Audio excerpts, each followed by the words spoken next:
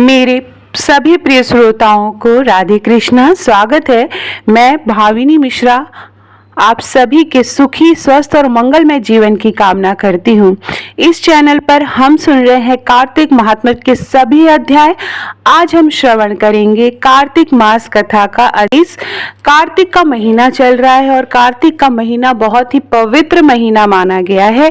इस महीने में दीपदान करने, तुलसी पूजा करने और भगवान विष्णु की आराधना करने का विशेष महत्व है। तो आइए चलिए प्रेम से बोलेंगे ओम नमो भगवते वासुदेवाय। लिखवाओ से निज दया से सुंदर भाव बताकर कार्तिक मास 24वां अध्याय सुनो सुधाकर। राजा पृथु बोले, हे मुनि श्रेष्ठ, आपने तुलसी के इतिहास, व्रत, महात्म्य के विषय में कहा। अब आप कृपा करके मुझे यह बताइए कि कार्तिक मास में क्या और भी देवताओं का पूजन होता है, यह भी विस्तार पूर्वक बताइए।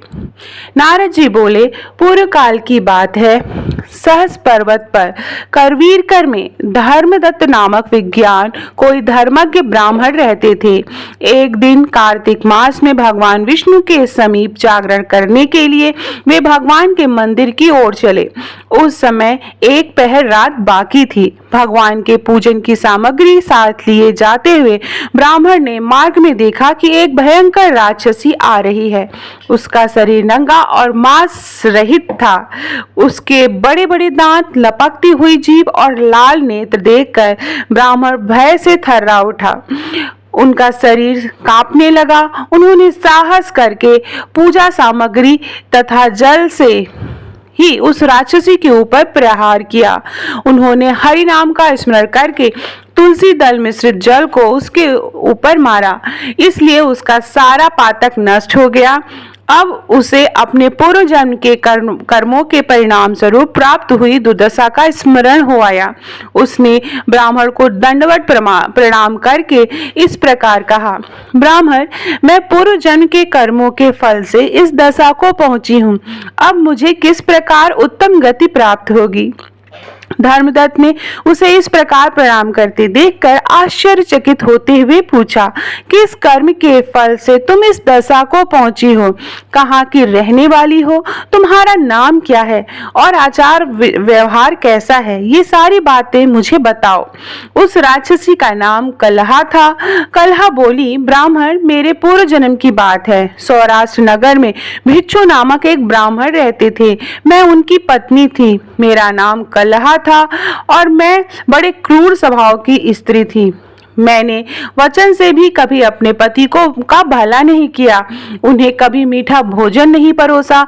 सदा अपने स्वामी को धोखा देती रही। मुझे कलह विशेष प्रिय था, इसलिए मेरे पति का मन मुझसे सदा उद्विग्न रहता था। अंतोगत्वा उन्होंने दूसरी स्त्री से विवाह करने का निश्चय कर लिया। तब मैंने विष खाकर अपने प्राण त्याग दिए।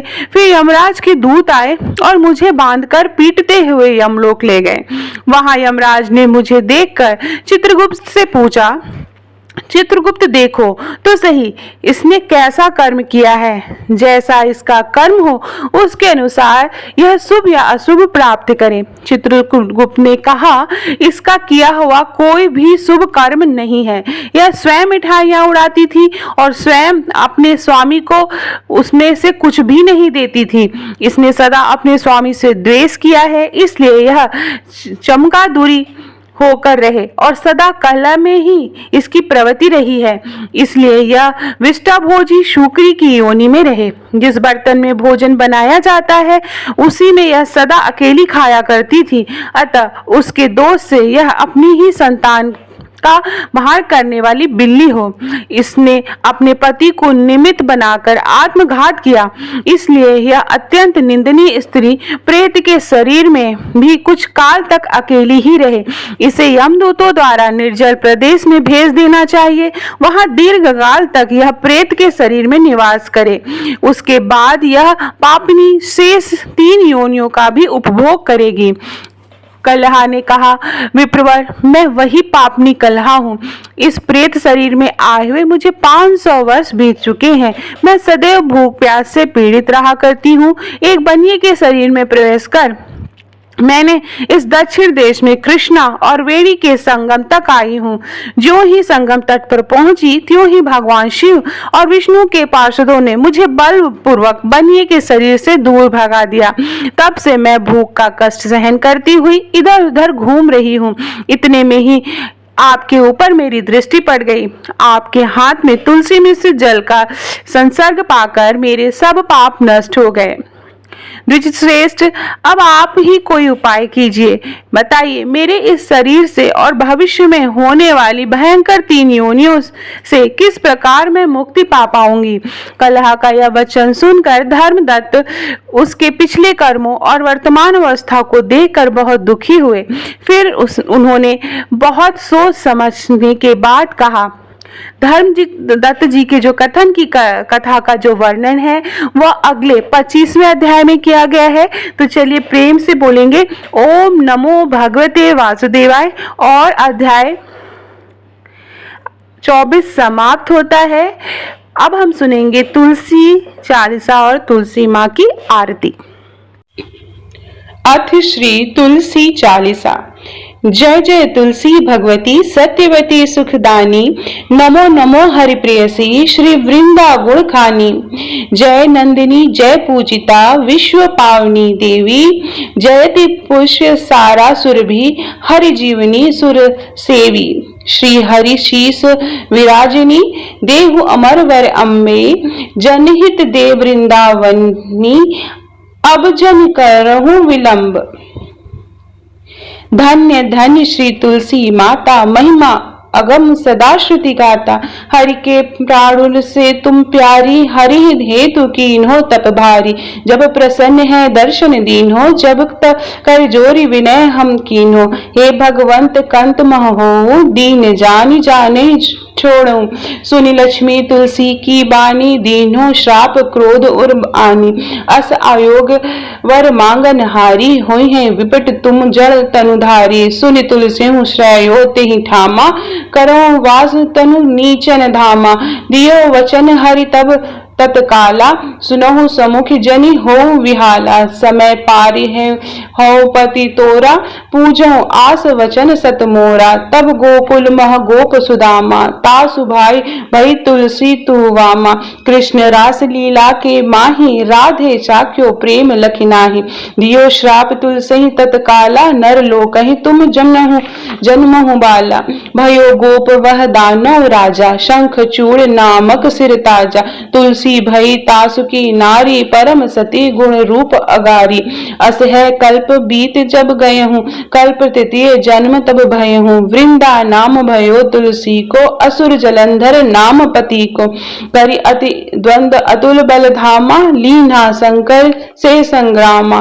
जब निज सैन्य सहित शिवहारे, मरहि न तब हरहि पुकारे। पतिव्रता वृंदा थी नारी, को न सके पति संहारी। जब जलंधर रही भेष बनाई, वृंदा डींग हरि पहचो जाय।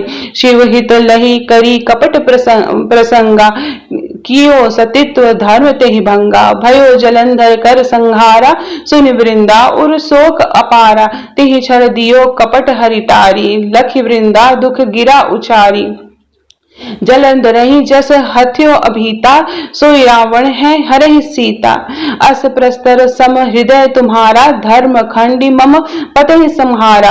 यही कारण लहि श्राप हमारा, होए तनु पाषाण तुम्हारा। सुनि हरि तुरत ही वचन उचारे, दियो श्राप तुम बिना विचारे। लाख्यो नन निज करतहि पति को, छलन चहो जब पार्वती को। जड़मणि तहु अस हो जड़ रूपा, जगमहि तुलसी विपट अनूपा। धरो रूप हम शालिक रामा, नदी गंडकी बीच ललामा। जो तुलसी दल हमहि चढ़ाई, सब सुख भोगी परम पद पाई। बिन तुलसी हरि जलत शरीरा, अतिशय उठत शीश उर पीरा। जो तुलसी दल हरि शिर धारत, सो सहस्त्र घट अमृत डारत। तुलसी हरि मन राजनी हारी, रोग दोष दुख भंजनिहारी, प्रेम सहित हरि भजन निरंतर, तुलसी राधा में नहीं अंतर। व्यंजन हो 56 प्रकारा, बिन तुलसी दल हरे न प्यारा। सकल तीर्थ तुलसी तरु छारी, लहत मुक्ति जन संशय नाही। कवि सुंदर इक हरि गुण गावत, तुलसी निकट सहस गुण पावत। बसत निकट दुर्वासा धामा, जो प्रयाग ते पूर्व ललामा। पाठ करें जो नित नर नारी, होई है सुखी भाष्य ही त्रिपुरारी। तुलसी चालीसा पढ़े तुलसी तक गृहधारी, दीप दान करि पुत्र फल, पावहि बांध्यो नारी। सकल दुख दारिद्र हरि, हरि है परम प्रसन्न, अतिशय धन जन लाहसी गृह, बसहि पुरा अन्न। तहि लहि अधिमत फल जगत महे, लहि पूर्ण सब काम, जय दल अर्पहि तुलसी, तह सहस बसहि हरिधाम। तुलसी महिमा नाम लख, हलसी सुत सुख राम, मानस चालीसा रच्यो, जगमह तुलसी धाम। इति से तुलसी चालीसा समाप्तम। तो प्रेम से बोलिए तुलसी मैया की जय। अब तुलसी माता की हम आरती पढ़ेंगे। आरती वृंदा तुलसी की, प्राण की प्यारी प्रभु जी की। कंचन थार कपूर की बाती, करत प्रकाश हृदय दिन राती। देखी लक्ष्मी हूँ दौड़ी आती, नित नव होती आरती घी की। जो उन्नति नित चहे सुमति मति, तुलसी ही भजहि कहीं कमलापति। आरती वृंदा तुलसी की, प्राण की प्यारी प्रभु जी की। तुलसी दल बिनुज नहीं लगे अति, मैं और मिठाइयों फीकी। हे भगवती सती भय भंजनी, तुलसी पाप ताप मद गंजनी। आरती वृंदा तुलसी की, प्राण की प्यारी प्रभु जी की। नित नूतन मानस मनोरंजनी, हरि की परम प्रिया तिनी की। प्रेम होत जह तुलसी माही, भूले तह यमदूत न जाहि।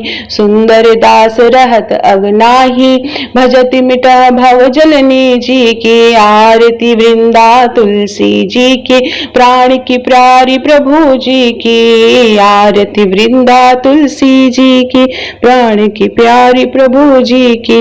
तो ये थी तुलसी महारानी की आरती, जो शाम को जब आप दीपदान करेंगे या सुबह दीपदान करेंगे तो तुलसी माँ को जरूर आप आरती करें तुलसी माँ की।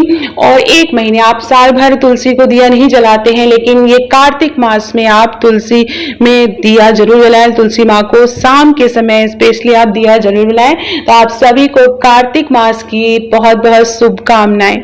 और आपको मेरी आवाज पसंद आ रही हो, मुझसे कथा सुनना पसंद आ रहा हो, तो प्लीज कमेंट बॉक्स में राधे कृष्ण जरूर लिखिएगा।